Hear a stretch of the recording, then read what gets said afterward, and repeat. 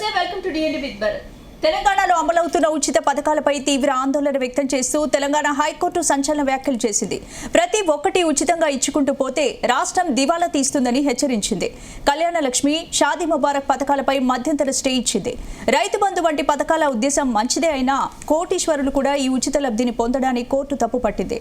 చేతిలో ఐఫోన్ పట్టుకుని ఖరీదైన కార్లలో తిరిగే వాళ్లు కూడా ఉచిత బియ్యం తీసుకుంటున్నారని ధర్మాసనం అసహనం వ్యక్తం చేసింది. ఉచితాల వల్ల ప్రజలు కష్టపడి పనిచేసే వర్క్ కల్చర్ మర్చిపోతున్నారని కామెంట్స్ చేసింది. పల్లెటూర్లలో వ్యవసాయ కూలీలు కూడా దొరకడం లేదని హైకోర్టు ఆందోళన వ్యక్తం చేసింది. హైకోర్టు తాజా తీర్పుతో ఉచిత పథకాలపై ప్రజల్లో చర్చ సాగుతోంది. ఇదే అంశంపై ఇవాళ డిఎన్ఏలో మా ఎడిటర్ భరత్ డిస్కస్ చేద్దాం. భరత్, మొదటి నుంచి చాలాసార్లు మీరు చెప్తూనే ఉన్నారు ఉచిత పథకాలకు వ్యతిరేకం, ఉచిత పథకాలకు వ్యతిరేకం. ఇప్పుడు హైకోర్టు కూడా అసహనాన్ని వ్యక్తం చేస్తోంది. ఏంటంటే ఉచిత పథకాలు ప్రజలకు నిజంగా అవసరమా? ప్రజలు ప్రభుత్వంపై ఆధారపడేలా చేస్తున్నాయా? ఇప్పుడు కూడా ఉచిత పథకాల్లో రెండు రకాలు ఉన్నాయి. ఇవ్వాల్సినవి, ఇవ్వకూడనివి, ప్రజల్ని సోమరిపోతులు చేస్తున్నాయి, ప్రజల కనీస అవసరాలు తీర్చేవి. కూడు గూడు, ఇది ప్రధానంగా క్యాప్షన్ ఏంటంటే కూడు గూడు అంటే తినడానికి తిండి, ఉండడానికి ఇల్లు, ఇవన్నీ కనీస అవసరాలు, బేసిక్ నీడ్స్ ప్రజలకి ఇస్తే ఎటువంటి తప్పు ఉండదు. ఎందుకంటే అది బాధ్యత. రాజ్యం అంటే అది కేంద్ర ప్రభుత్వమైనా రాష్ట్ర ప్రభుత్వమైనా బాధ్యత ఏంటంటే పౌరులకు సంబంధించి అన్ని విషయాలు కూడా వాళ్ళు చూసుకోవాలి. వాళ్ళ సంక్షేమం అన్నది బాధ్యత. కానీ సంక్షేమం ఇప్పుడు ఎక్కడి వరకు వెళ్ళింది అంటే మీరు పక్క రాష్ట్ర తమిళనాడులో చూడండి. 8 గ్రాముల బంగారం పెళ్ళికి ఇస్తా అని విజయ్ హామీ ఇచ్చారు. ఇప్పుడు బంగారం ఇక్కడ కూడా తులం బంగారం 10 గ్రాముల బంగారం ఇస్తా అని చెప్పారు. సరే, వాళ్ళ హామీ నిలబెట్టుకుంటారు, నిలబెట్టుకోవడం సాధ్యం కాదు. 10 గ్రాముల బంగారం వాళ్ళు హామీ ఇచ్చినప్పుడు 75,000 ఎంత ఉండదు, ఇప్పుడు 150,000 అయింది. ఇప్పుడు మనం బంగారాలు ఇచ్చుకుంటూ పోదామా లేదా ఇల్లు లేని వాళ్ళకి ఇల్లు ఇద్దామా? ఇల్లు లేని వాళ్ళు రాష్ట్రంలో చాలామంది ఉన్నారు. ఇప్పుడే ముఖ్యమంత్రి ఇందిరమ్మ టవర్స్ అని శంకుస్థాపన చేశారు. సిటీలో ఇల్లు లేని వాళ్ళు చాలామంది ఉన్నారు. అద్దె ఇండ్లలో చాలామంది బతుకుతున్నారు, గుడిసెలలో చాలామంది ఉంటారు. వాళ్ళకి ఇల్లు ఇవ్వండి, ఆ ఖర్చు అక్కడ పెట్టండి.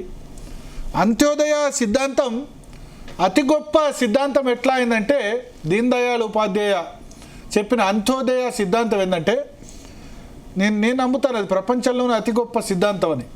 వడ్డించే అంత్యోదయ అంటే అంత్య, చివరిలో ఉన్నవాడు ఉదయించాలి. వడ్డించేవాడు బంతి చివరిలో ఉన్నా సరే ఏం చేస్తారు, వడ్డన జనరల్గా ఏదైనా భోజనం పెట్టినప్పుడు ముందున్న వాళ్ళకి అందుతుంది, పదార్థాలు తక్కువ ఉంటే చివరిలో ఉన్న వాళ్ళకి అందవు. సో వడ్డించేవాడు చివరిలో ఉన్నా సరే వాళ్ళకి అన్నీ అందాలి. సో అంత్యోదయ సిద్ధాంతం గొప్పతనం అదే.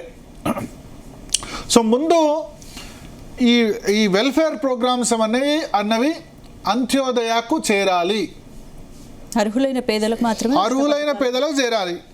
ఇప్పుడు రాష్ట్రం ఉంది, తెలంగాణ రాష్ట్రం. 1,17,00,000 కుటుంబాలు ఉన్నాయి. 1,17,00,000 కుటుంబాలు, దాదాపు 4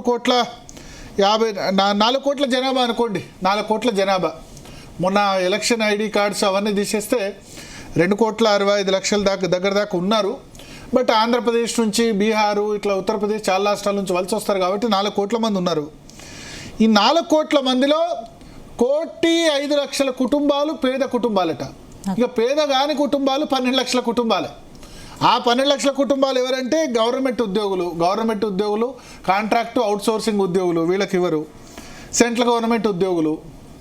ఇక మిగిలిన 12 లక్షలు కాకుండా 1,05,00,000 కుటుంబాల ఆదాయం 2 లక్షలకు మించలేదు. మరి తెలంగాణలో తలసరి ఆదాయం దేశంలో నెంబర్ 1 ఉంది. తెలంగాణ తలసరి ఆదాయంలో దేశంలో టాప్ 4, టాప్ 5 స్టేట్స్లో ఉంటుంది. రంగారెడ్డి జిల్లా తలసరి ఆదాయంలో చాలా ముందంజలో ఉంది. ఇది ఎట్లా సాధ్యం?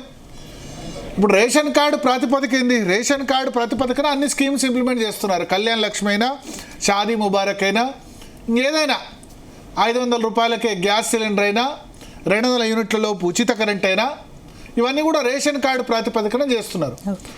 సో మరి 12 లక్షల కుటుంబాలే రాష్ట్రంలో 2 లక్షల కంటే ఎక్కువ ఆదాయం. 2 లక్షల కంటే ఆదాయం ఎంత ఎక్కువ అంటే 2 లక్షలు అంటే ఎంత? 2 లక్షలు బై 12 వేయండి. అంటే దాదాపు 17 నెలకు 17,000 కంటే తక్కువ సంపాదించే కుటుంబాలు రాష్ట్రంలో 1,05,00,000 ఉన్నాయంటే ఇది నమ్మడం సాధ్యమా? అంటే ఈ వెల్ఫేర్ స్కీమ్స్ అన్నీ ఎక్కడ పోతున్నాయి? అనర్హులకి వెల్ఫేర్ స్కీమ్స్ పోతున్నాయి.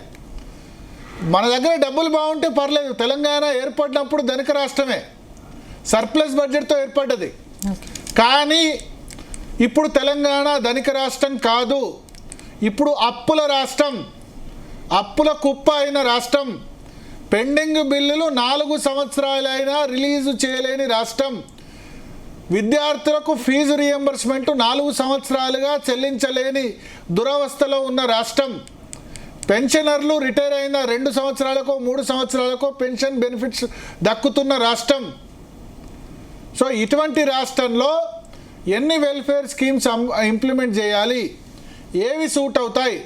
మనం మంచం ఎంత ఉంటే కాళ్ళంత చాపాలి. మంచం దాటి కాళ్ళు చాపితే వేరే వాళ్ళు అనుకుంటూ పోతారు మనం, అంతేనా? అంతే కదా.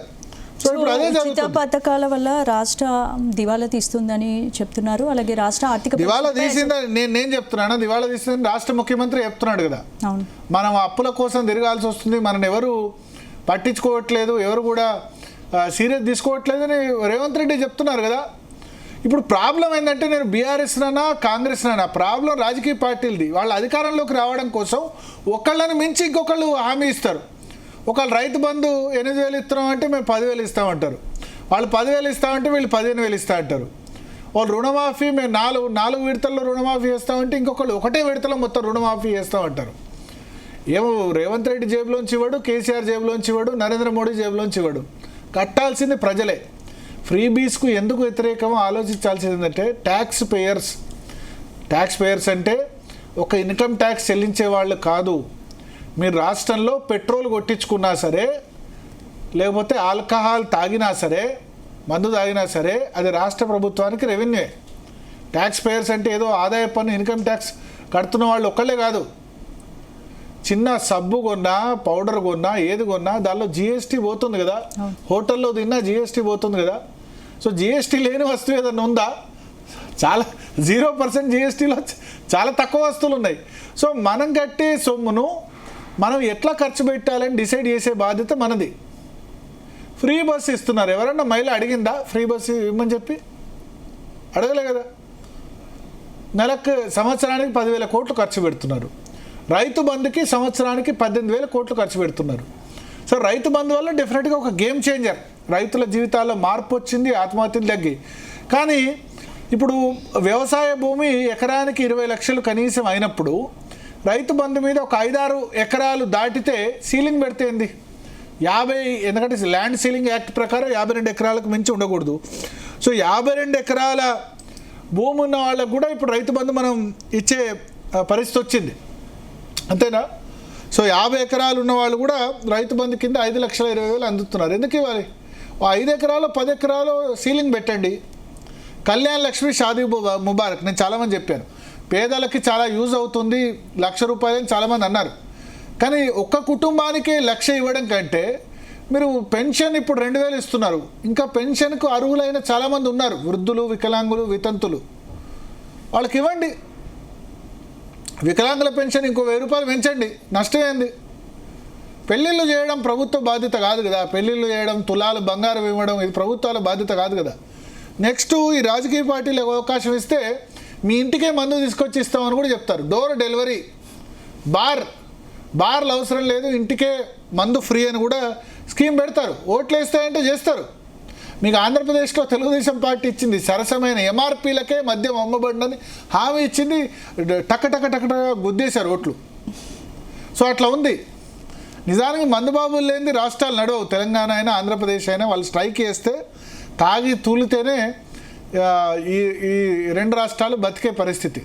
జగన్మోహన్ రెడ్డి అన్ని హామీలు నెరవేర్చాడు, కానీ ఒక హామీ నెరవేర్చలేదంటాడు. ఏంటంటే ఆంధ్రప్రదేశ్లో ఆయన మద్యాన్ని రిస్ట్రిక్ట్ చేస్తా అని చెప్పాడు. రిస్ట్రిక్ట్ బదులు జే బ్రాండ్ లిక్కర్స్ ఎక్కువగా అమ్మి కల్తీ మద్యం లాంటివి ఎక్కువ అమ్మారు. అందుకని ఆ తెలుగుదేశం పార్టీ హామీ ఇచ్చింది ఏంటంటే కరెక్ట్ బ్రాండ్స్, సరైన బ్రాండ్స్ మేము పెడతామని చెప్పి. సో ఈ ఉచిత పథకాల విషయంలో హైకోర్టు చెప్పిన ఏదైతే నిర్ణయం ఉందో, మొన్న జడ్జి చేసిన కామెంట్స్ కానీ, ఇవాళ మరొక న్యాయమూర్తి కళ్యాణ లక్ష్మి షాదీ ముబారక్ మీద స్టే విధించడం. ఎందుకంటే దీనికి అసెంబ్లీలో లెజిస్లేషన్ లేదు. ఒక ఎగ్జిక్యూటివ్ ఆర్డర్ ఇచ్చేసి దాదాపు 7-8 సంవత్సరాలుగా ఇంప్లిమెంట్ చేస్తున్నారు. ఈ కళ్యాణ లక్ష్మి షాదీ ముబారక్ 10-15 లక్షల కట్నం తీసుకున్న వాళ్ళు కూడా తీసుకోవట్లేదా? 10-15 లక్షల కట్నం ఇస్తున్న వాళ్ళు కూడా ఈ ₹1,00,000 షాదీ ముబారక్ తీసుకుంటే మరి ప్రభుత్వ ఉద్దేశం ఏంది? అంటే ఏంటి అవతల మీరేం చేయండి, 10 లక్షల రూపాయలు హెల్త్ ప్రాబ్లం వచ్చినాడికి ఇవ్వండి, అవునా? తప్పులేదు, 1,00,000 కాదు 10 లక్షలు ఇవ్వండి. ఇవాళ నాకు ఒక కాల్ వచ్చింది, హెల్త్ ప్రాబ్లం ఉంది, ఇట్లా హాస్పిటల్లో 5 లక్షలు ఖర్చు అయింది, ఏమైనా సీఎం రిలీఫ్ ఫండ్ వస్తుందా అని. సీఎం రిలీఫ్ ఫండ్ 1,00,000-1,50,000 మించి ఇవ్వట్లేదు. అవసరం అక్కడ కదా. ఒక హెల్త్, ఒక ప్రాణాన్ని కాపాడేందుకోసం 1,00,000 కాదు 10 లక్షలు ఖర్చు పెట్టినా స్వాగతిస్తాం. ఈ లగ్జరీస్ కోసం ఏంది? మీరు అమెరికాలో పెళ్లి చేసుకుంటే ఓ 50 మందో 30 మందో వస్తారు, ఒక ఎవరు పిజ్జా బాక్స్ వాళ్ళకి ఇచ్చి పంపిస్తారు. మన దగ్గర పెళ్ళిలో ఒక దుబారా, నేను అందరినీ అనట్లేదు, ఇప్పుడు మోస్ట్ ఆఫ్ ది 90% పెళ్ళిళ్ళు దుబారా ఖర్చు. అవసరం ఉన్న దానికంటే తాహత కంటే ఎక్కువ ఖర్చు పెడుతున్నారు. ఇది వీళ్ళను వాళ్ళని ఉద్దేశించి కాదు, ఎవరి పెళ్ళైనా అట్లే చేస్తున్నారు. సో దానికి మనం ₹1,00,000 ఎందుకు ఇవ్వాలి ఒక కుటుంబానికి? దాంతో ఒక 2,000 పెన్షన్ ఏదైతే ఇస్తున్నారో ఒక 50 నెలల పాటు పెన్షన్ ఇవ్వచ్చు. డబ్బులు లేవు, డబ్బులు ఉంటే ఓకే. మరి ఏంటి ఇప్పుడు ఉన్న సిచ్యువేషన్? 8 లక్షల కోట్ల ఉచిత పథకాలను కొనసాగించాలంటారా? అర్హులైన వారికి మాత్రమే పరిమితం చేయాలా? అంటే ఉచిత పథకాలు అన్నీ ఎత్తేయొద్దని అనట్లేదు. ఫీజు రియంబర్స్మెంట్ ఉంది. 8,800 కోట్ల రూపాయల పెండింగ్ బకాయిలు ఉన్నాయి. దానివల్ల ఏంది, విద్యార్థులకి సర్టిఫికెట్లు ఇవ్వటం లేదు. మన సీఎం క్రిమినల్ వేస్ట్ అని అంటే ఇంజనీరింగ్ విద్యార్థుల ఖర్చు, వాళ్ళకి అప్లికేషన్ ఫామ్ కూడా ఫిలప్ చేయడం రాదు, క్రిమినల్ వేస్ట్ అంటే చాలా విమర్శలు తలెత్తాయి. సో మీరు ఆలోచించండి, ఇంజనీరింగ్ విద్య ఎంతవరకు ఇస్తారు ఏందన్నది. ఇంజనీరింగ్లో మీరు అట్లా క్రిమినల్ వేస్ట్ అని అనుకున్నప్పుడు మంచిగా చదివే వాళ్ళకి ఇవ్వండి. ఒక 50,000 ర్యాంక్ ఉన్న వాళ్ళకి ఇంజనీరింగ్ విద్య అందించండి. మిగతా వాళ్ళని డిగ్రీలో జాయిన్ కావాలి, డిగ్రీలో ఎడ్యుకేషన్ ఇవ్వండి. మీకు అమెరికాలో 12th వరకే ఫ్రీ ఎడ్యుకేషన్, 12th తర్వాత మిగతా అంతా కూడా డబ్బులు కట్టుకోవాలి. అట్లా అని నేను అనను, ఉన్నత విద్య కూడా ఫ్రీగా ఇవ్వాలి. భారతదేశం లాంటి దేశంలో రీసెర్చ్ ఇన్నోవేషన్ మీద ఎక్కువ ఖర్చు పెట్టాలి. మనం అంతా కూడా రీసెర్చ్ ఇన్నోవేషన్ కాకుండా ఈ వెల్ఫేర్ స్కీమ్స్ ఇస్తున్నాం. పోనీ ఈ వెల్ఫేర్ స్కీమ్స్తో ఏమైనా ఇన్ఫ్రాస్ట్రక్చర్ క్రియేట్ అవుతుందా? అది ఆలోచించాలి. అసలు ఈ ఉచిత పథకాలు నిజంగా పేదరికాన్ని తగ్గిస్తున్నాయా, తాత్కాలిక ఉపశమనం ఇస్తున్నాయా అనుకో? పేదరికం తగ్గించడం కంటే సోమరిపోతులు తయారు చేస్తున్నాయని నేనంట. సోమరిపోతుల్ని తయారు చేస్తున్నాయని నేనంట. సో అందుకని ఆలోచించాలి. ప్రతి వెల్ఫేర్ స్కీమ్స్ వెనుక ఉన్న దాన్ని కూడా ఆలోచించాలి. ఖచ్చితంగా దీనికి ఒక రేషనలైజేషన్ ఉండాలి. ఇప్పుడు మనం మీడియా చెప్పకపోతే రాజకీయ పార్టీలు కూడా ఏం చేస్తే, వాళ్ళు ఎన్నికల్లో అధికారంలోకి రావాలి. ముఖ్యమంత్రి అయితేనో అధికారంలోకి వస్తేనే కదా వాళ్ళు ఎజెండా ఇంప్లిమెంట్ చేయాల్సింది. దీన్ని మన బాధ్యత, దీన్ని రెస్ట్రిక్ట్ చేయాల్సిన బాధ్యత మనది. ఇటువంటి వాటిని ఇది మనం ఒక గవర్నమెంట్ ఉద్యోగులు కానీ మిగతా వాళ్ళు కానీ ఉన్నత శ్రేణి పౌరులు కానీ దీన్ని రిస్ట్రిక్ట్ చేసి ఎక్కడి వరకు ఉండాలి, ఏముండాలి, దీని ద్వారా ఉన్నతి ఏం పొందుతాం అంటే పలానా ఫ్రీ బస్సు అవసరం లేదు, తర్వాత రైతు బంధు ఒక 5 ఎకరాలు 6 ఎకరాలు చేయండి, రైతు బీమా ఉండాలి కంపల్సరీగా, ఫీజు రియంబర్స్మెంటు 50,000 ర్యాంక్ వరకు ఇంజనీరింగ్ వస్తే చదివించండి, 50,000 దాటితే ఇవ్వకండి, ఫెయిల్ అయితే ఇవ్వకండి, B Tech first year second year fail అయిన వాళ్ళకి ఫీజు రియంబర్స్మెంట్ ఇవ్వకండి. ఎందుకంటే డిగ్రీ కాలేజీలకు ఎక్కువ పోవట్లేదు, బీటెక్ పోతుంది. మన దగ్గర డబ్బులు తక్కువ ఉన్నప్పుడు చేయాల్సింది ఇదే. సో ఇది ప్రజల సొమ్ము, మీ సొమ్ము, మా సొమ్ము, అందరి సొమ్ము. దీన్ని ఏ విధంగా ఖర్చు పెట్టాలని చూడకపోతే ఇప్పుడు అప్పులు పుట్టట్లేదు రాష్ట్రానికి. 4-5 సంవత్సరాల క్రితం ప్రభుత్వ వర్క్ చేసిన వాళ్ళకు కూడా బిల్లు ఇవ్వట్లేదు. ఎవరు కాంట్రాక్టర్లు ముందుకు రావట్లేదు, రోడ్లు వేయడానికి ముందుకు రావట్లేదు, దేనికి ముందుకు రావట్లేదు. ప్రభుత్వం అంటే నమ్మకం సడలిపోయింది. మరొక శ్రీలంక తయారవుతుందా, ఇంకే దేశం తయారవుతుంది, ఇంత అప్పుల కుప్ప తయారవుతుంది తెలంగాణ అనేది ఆలోచించాలి. ఒకళ్ళు 10,000 పెన్షన్ ఇస్తామంటే ఇంకోళ్ళు 20 ఇవ్వడం అర్రాస్ పాట పడుతున్నారు తప్ప ఎక్కడో దగ్గర పుల్ స్టాప్ పడాలి. సో హైకోర్టు కళ్యాణ లక్ష్మి షాదీ ముబారక్ మీద ఇచ్చిన డైరెక్షన్ను స్వాగతించాల్సిందే డెఫినెట్గా. దీని మీద ఉచితాల మీద రాజకీయ పార్టీలు కంట్రోల్, మేము ఉచితాలకు వ్యతిరేకమని ఒక 20 లక్షల మంది ప్రజలు, ఈ 12 లక్షల ఫ్యామిలీస్ అయినా రేషన్ కార్డు లేని వాళ్ళైనా వాళ్ళు ముందుకు వచ్చి మేము ఉచితాలు అనౌన్స్ చేయని రాజకీయ పార్టీ కోటేస్తామంటే డెఫినెట్గా ఉచితాలు ఆపేవాళ్ళు ఉంటారు. ఉచితాలు అన్ని ఉచితాలు వద్దనట్లేదు. మీరు పెన్షన్స్ ఇవ్వండి, వృద్ధాప్య వితంతు వికలాంగ పెన్షన్స్ ఇవ్వండి, వృద్ధాప్య వితంతు వికలాంగ పెన్షన్ ఇవ్వండి, హెల్త్కి ఎంతైనా ఖర్చు పెట్టండి. Health, ప్రజారోగ్యానికి ఎంతైనా ఖర్చు పెట్టండి, Education, ఎడ్యుకేషన్కి ఎంతైనా ఖర్చు పెట్టండి. అవి కాకుండా ఇవన్నీ చేస్తున్నారు కదా. ఇప్పుడు ఇల్లు కట్టిస్తున్నారు ఇందిరమ్మ టవర్స్, మంచిదే. సిటీలో ఇల్లు కట్టివ్వండి. అప్పుడు డబుల్ బెడ్రూమ్ అని వాళ్ళు 1 లక్ష ఇల్లు కట్టించారు, మీరు 1 లక్ష కాదు 10 లక్షల ఇల్లు కట్టివ్వండి ఇల్లు లేని వాళ్ళకి. ఇన్ని సంవత్సరాలుగా ఇల్లు కడుతున్నా ఇంకా ఇల్లు లేని ప్రజలు ఉన్నారంటే అది మన సిగ్గుతో తలదించుకోవాలి. స్వతంత్ర భారతంలో వైఎస్ రాజశేఖర రెడ్డి ఇప్పుడు ఇందిరమ్మ ఇళ్ళని 20 లక్షల ఇల్లు రాష్ట్రంలో కట్టించాడు. అన్ని కట్టించినా సరే ఇంకా ఇల్లు లేని వాళ్ళు ఎందుకు ఉంటున్నారో ఆలోచించాలి. సో వీటి మీద కాన్సన్ట్రేట్ చేస్తే బాగుంటుంది. ఓకే రైట్, డీఎన్ఏలో షార్ట్ బ్రేక్ తీసుకుందాం. స్టేట్